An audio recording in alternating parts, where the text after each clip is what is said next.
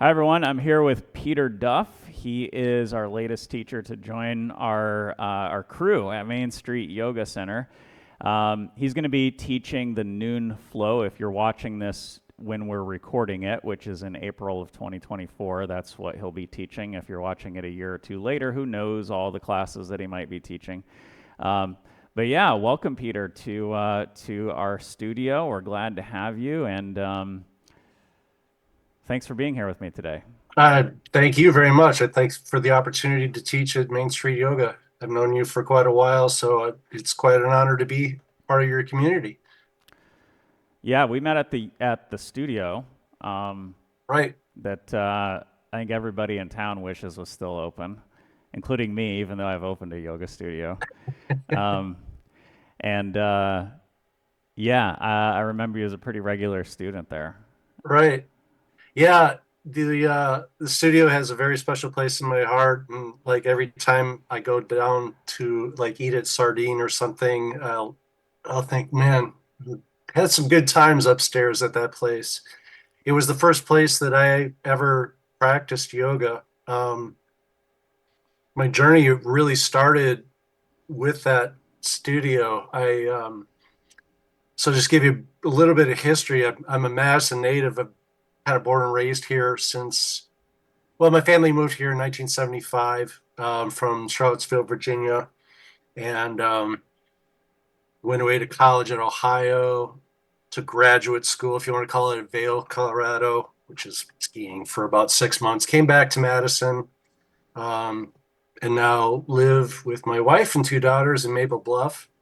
Um, my wife's real estate career took off, and so I was a stay-at-home parent for my infant children. And prior to that, I was into competitive sports. And one day, my daughter was like 6 months old at the time. I came home very concussed from a soccer game. I gashed my head open and had short-term memory problems, and just realized it was time to hang up the cleats. But so for the next 4 years or so, I did nothing actively, and was getting kind of pretty pathetically out of shape. So when the opportunity to drop my kids off at preschool came along, I had a couple hours to myself, and I found this beautiful studio online and went to visit. And it turned the pictures that inspired me to go there were taken by my wedding photographer, and it was the studio at downtown Madison. Of course, I forgot my wallet, so my photographer had to vouch for me to get in. And I was in a cotton t-shirt and sweats, and it was hot yoga, and I had no idea what I was doing, and it was awkward as hell. Um, but I'll never forget the feeling leaving that studio out in the parking lot and just asking myself, what is going on? Because internally, something had happened. There was just such a great feeling in my body that I guess the closest thing I could think of is like a kind of like a runner's high in a way, but slightly different feeling, just profoundly great. I was so inspired that I literally got a year-long membership that afternoon and went to a 6 o'clock a.m. class the next morning, which tells you a lot. So, needless to say, I was hooked by the yoga bug and really have been there ever since.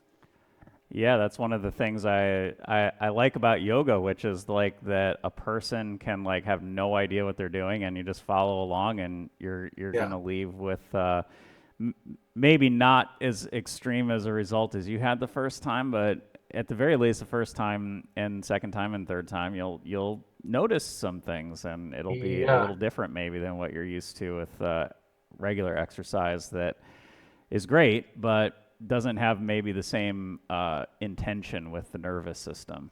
right.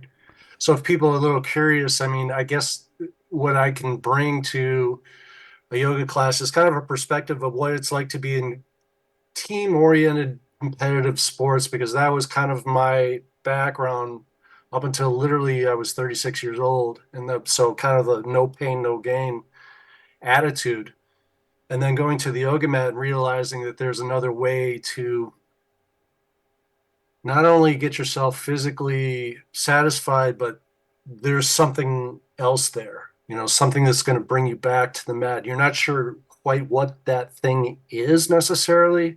It just feels darn good, and you Mm-hmm. want a little bit more of it. And um, to that point, though, I did have in another class that I taught an ex-Badger soccer player that showed up. It was class, and I was so jazzed because he had the exact same experience that I did. Mm. And then he found out I was a soccer player, so we bonded over that. So um, yeah, it's a great avenue, particularly for people who are struggling maybe with um, a history of more competitive oriented sports or sports that kind of have a lot of impact on the body, that there's another alternative to it and maybe something to complement with it. You don't necessarily have to give up your competitive sports, but just complement it with this yoga experience because there's so much more to it. And I'm still discovering more to it as time goes on. Yeah, so you can check me on this. I experience your teaching as being when you talked about being the stay-at-home dad for your two daughters, like that really resonated with me. Like I experience you as a yoga teacher as having a kind of just like yeah, it resonates with me as like a steady kind of dad energy. Just like not that you're infantilizing your yoga students, but there's a way in which it's just like, yeah, everything's good. This Yeah. is how it is. This is how you need to do, and just kind of just like hold it like kind of gentle space of everybody just moving along through the class. Right. And I appreciate that. It's good to have feedback on one's own teaching. And I do that. I guess, at the end of the day, it's just a yoga class. We don't need to take it too seriously. And the good news is that I don't think I've ever gone to a yoga class where I didn't feel, even if it's just slightly better, I felt better at the end of the class. So um, just you want to open the door, especially not taking for granted the students that may be there for the first time.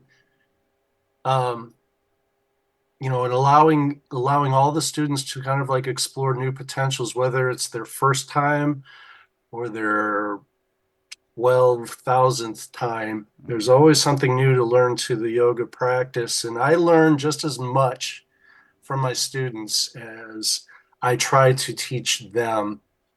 And by teaching, I don't really have like, I don't want to come into a class saying I have the answers to your problems, but um, and by problems I mean like if something's feeling awkward, I can offer suggestions. I can open the door to potential. I always encourage students to go to as many yoga instructors as possible.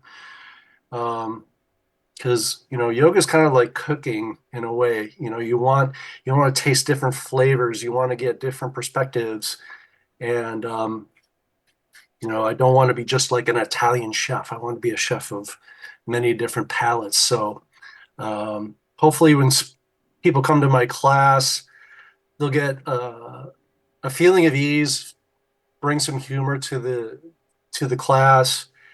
Um, another motivation of mine as a teacher, and this came through, I think, being a little bit ignorant coming to the mat initially, which was uh, like I came to the mat and realized, man, it's really hard to get injured doing yoga.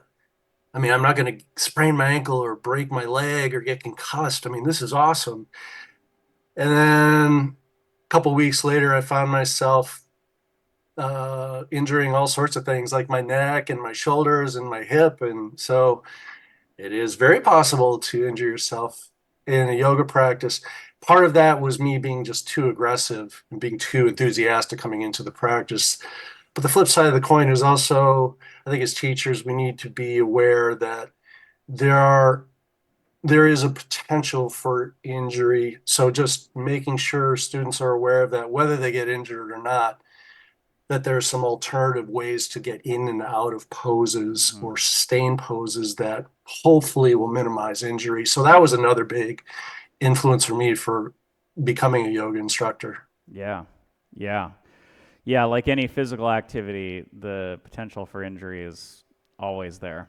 And Yeah, that's, as boring as it might seem sometimes, that's why we talk about as yoga teachers, I think of as alignment. And alignment is really what helps us. And, as you probably know from taking classes from me, one of my big motivations is to help students channel that instinct to you mentioned like overexcited or over aggressive, to channel that instinct from doing big ranges of things into right. doing more energized alignment. And at first that sounds really weird. It's like, what do you mean like energized alignment? Like put my foot here, my hip here. Um, but actually, like over time, as you get more into the practice, the energized alignment is just really about creating a stability and expansion within your body that helps secure the joints and helps open up the lymph and like blood flow and all kinds of things. And so it actually is something that's um, uh, very worthwhile. And once you kind of start to get the hang of it, self-motivating even. Right, right. And the way I guess I try to bring that to my students, and I'm still on a voyage of discovery with it, is, starting with very, very fundamental aspects of your practice that evoke profound feelings, and that'll be starting simply with the breath, and then kind of working each pose from the inside out. And your body will tell you if something is not feeling quite right, and just being aware of that. And you bring it up to a couple of instructors to say, this isn't feeling right or that's not feeling right. Maybe not at the moment, but after class, and just doing a little workshop from that. But really, not as I did when I started, not worrying about the external pose, not worrying about being able to do a handstand right away or whatever. Really start coming to a self awareness, being aware of the energies that you cultivate as you develop your practice and how those energies inform your movement. And that's very unique and individual, because we're all aligned very differently. So, Mm. someone who is struggling with Warrior One, I may have an alternative way to get into Warrior One where it may not be so uncomfortable. Same with pigeon pose, or same with any number of poses, downward dog, you name it. Um, I think there's not a one shoe that fits all approach necessarily. So I like to keep open minded because, as you know, Alex, I mean, this is a lifelong journey, and we continue to learn as we go. So Yeah. that's what keeps me coming back. Yeah, well, we're glad to have you on board, and I appreciate you bringing up the encouragement to talk even about something that seems like a little thing in your body with the Yeah. teacher after class and getting multiple perspectives because um, everybody's a little different. That's almost like a little bit of a cliche with, the yoga scene now, but at the same time, like, what matters about that is that you have something that you can do about it. And there's a way to make yoga work, I think, for everybody. You might have to, you might have a femur bone that has really unique ratios, and therefore, Hmm. like, you have to take a very different approach than 97% of people who would ever step into a yoga room. And, Right. that's the approach that's going to work for you. And so, yeah, and we can't necessarily see that as yoga teachers all the time by watching people do poses. But if we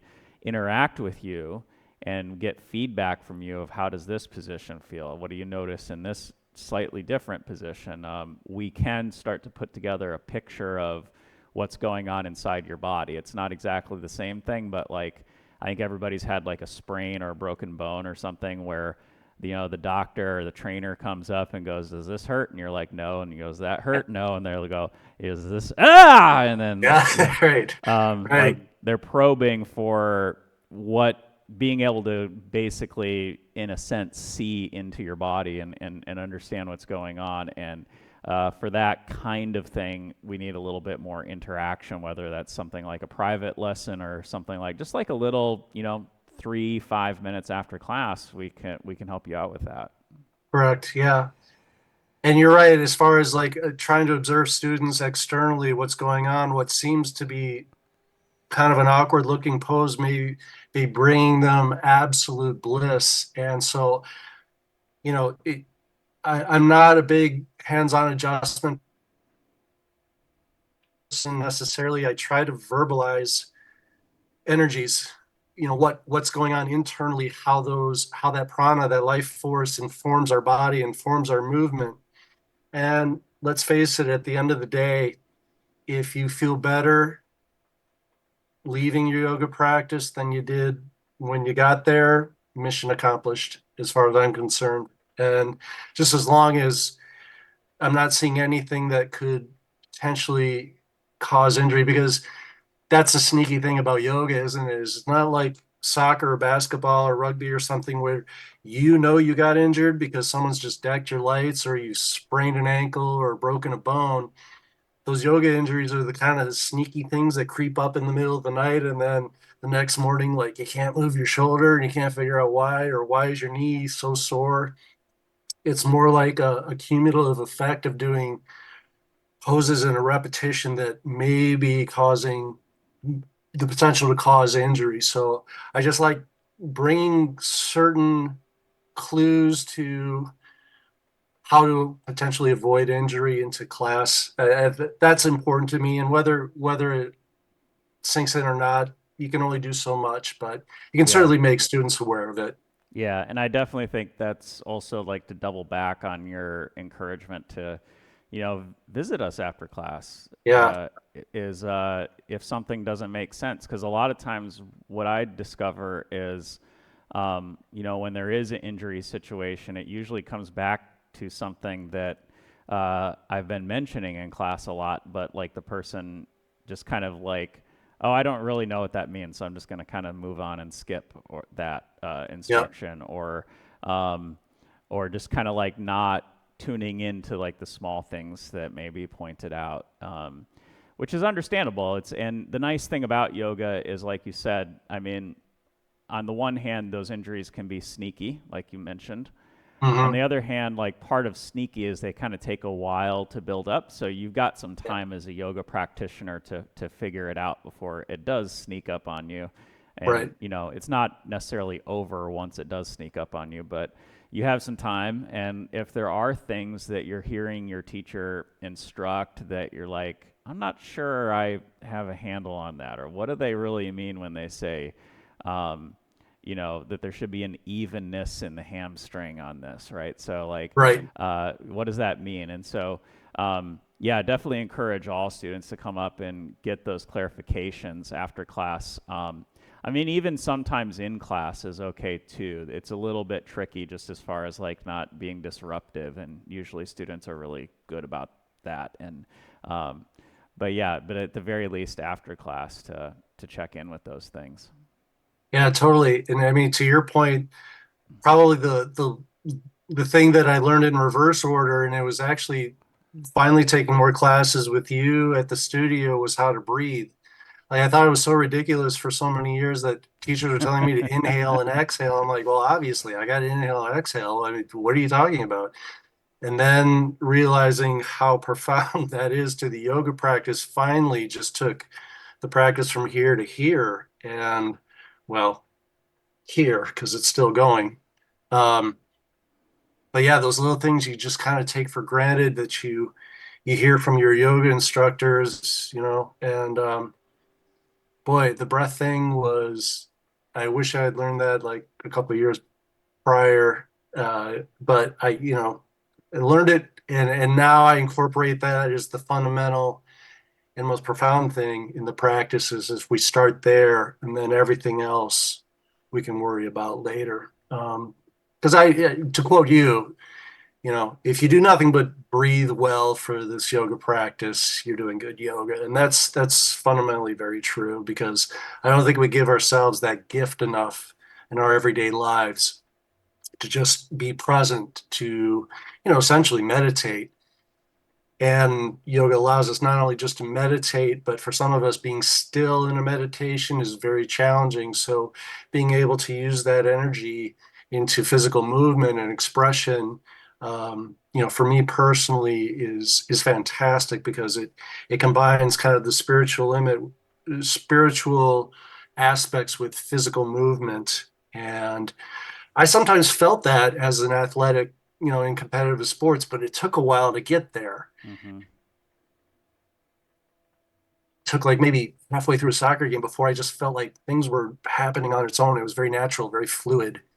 And with yoga, it's a perfect complement. And plus, I don't have to worry about the scoreboard or the time clock. It's just I'm going to win at the end of the practice every time. Yeah, yeah. Um, yeah, so as you're talking about that, like I'm reminded of this great treasure trove that yoga has passed down to us, that all the, lineages of yoga have done to cultivate practices, breath being really central, that just help bring about a little bit more ease of state in the nervous system, and even at its best help us unwind a lot of tension out of the nervous system. And so at one level, that's things like it's stress management, or it's Mhm. unstressing yourself. But what we actually find is if you do that enough, um, it starts to get into layers of the nervous system that are a little bit more experiential, that are at the root of what it is to exist or be human. And there's something really profound and rich about that. Right. It's through that. It doesn't necessarily have to be through the physical activity. I mean, some people I think can reach that through simple stillness and meditation. For me, adding the physical element just kind of seems to churn up those internal energies, those like bioelectric stimulus that is collectively in all of us, but also uniquely speaks its own language Mm-hmm. and allows us to. Yoga just gives us that opportunity to be calm and to be still and to listen to that internal body language. And I always say at the end of every class to my students, give yourself thanks for coming to your mat and giving yourself this gift, this time to cultivate your true nature. And by doing so, it not only helps you, but it helps those that we care about off the mat as well. And for that, for me, that's just, I mean, it's one of many reasons why I keep returning to the mat is I just feel like I've centered myself um, in a much more profound way, and my true self can express itself to other people. And so, without getting too heavy or too deep, I would encourage anyone who's curious about that kind of concept of yoga, who never really maybe thought about it that way, maybe comes to it for more just a physical gratification, which is great, which is fine. Um, that there's more to discover in the practice. It's what I try to offer students in my classes. And I do so typically with lightheartedness, a little bit of humor, um, and just a little bit of an invitation for self-exploration and just listening to the energies you cultivated in your body as you move through your practice. And so far, I've gotten pretty good response too. I will also say I pride myself. I know you do big workshops on playlists, and it's sometime I'm probably gonna come to one of those modules, but I do pride myself on complementing my yoga practices with music that's appropriate to yoga practice. So not stuff you're gonna hear on the radio on the way to practice, but more on the lines of choral music that most likely is going to be in a different language. So Mm-hmm. Latin or German or Italian or whatever, tribal percussion music, orchestral music, classical guitar, just music that really is kind of like a playlist to the playlist of the yoga practice. So when we get to more active, maybe standing balance movements, we've got some, little percussion or a little increase in tempo to the music. And I've gotten a lot of great feedback on that. So it helps motivate me to add that dimension to the yoga Mhm. practice. More than anything, I mean, some people will come up to me at the end of practice like, "Maya, I really like your playlist." And I'm like, "Okay, well, hope the practice was good too." Yeah, But yeah, yeah. Yeah, they're all tools for getting to that place. I like what you said about like to that place where the it speaks its own language. yeah, And yeah, to me that's kind of the center of orbit and or the center of gravity that everything orbits around. And right, yeah, and I really happy to have you at this studio, helping students find that center of orbit, this treasure trove of yoga tools that have been sent down for us to utilize. I think, I'm reminded at earlier in this conversation, you'd mentioned like, I'm not going to tell you how to live your life and this kind of thing. And I think that's, I imagine you were coming from that place of like, there is a little bit of this stereotype, and sometimes there's unfortunately something to it where the yoga teacher is seen as like sort of a cult guru or something like that. yeah, And I think really what we have to offer is these combinations of tools, whether it's the music, the techniques, how we're holding space, these things that help you in your own nervous system, help you right, unload some of the things that are maybe just kind of stuck in the way. And really, mm-hmm, ultimately, the meaning that comes behind that, once you get all of the false gunk out of the way, is in you, and it's up to mm-hmm, you. And it's not, we're not there to sort of direct anything about your life or how you interpret your life, but rather to aid in some of these tools we're lucky enough to have to that just helps you clear out the stuff that tends to be more distracting or hinders insight. right. And one last analogy um, to that thought.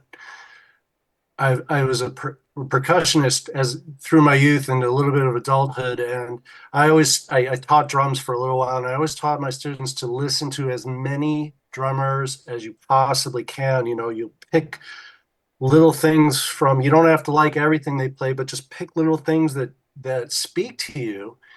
You cultivate that into your own style of drumming or musicianship. And same applies whether we're students or yoga instructors, is that we kind of pick the little fruits from all of our experiences. Best we can do is try to share that with everyone else and help them cultivate their own practice and maybe motivate them to become an instructor, because ultimately I think in some level we all have something to give back to the community. So anyway, I thank you for this time, and thank you for inviting me into the Main Street yoga community. I'm looking forward to meeting new people and being reunited with some old people back Mm. from the studio days. And I really appreciate it. Yeah, it's great to have you on staff, and yeah, I look forward to having you more and more on the schedule. And yeah, everybody come on in when you're not listening to your different drummers, when you're not taking That's things right. from Neil Peart and Keith Moon and That's John yeah. Krupa and everybody else. Hey, So our just follow their drumming, not their offstage behavior. That would that's be my. that's good That's why advice. drummers seem to behave themselves in the big screen. I don't know why that is, but Yeah. whatever. Yeah. All right. Well, thank you, Peter. Thank you. Appreciate it, Alex. Yeah. Namaste. Namaste.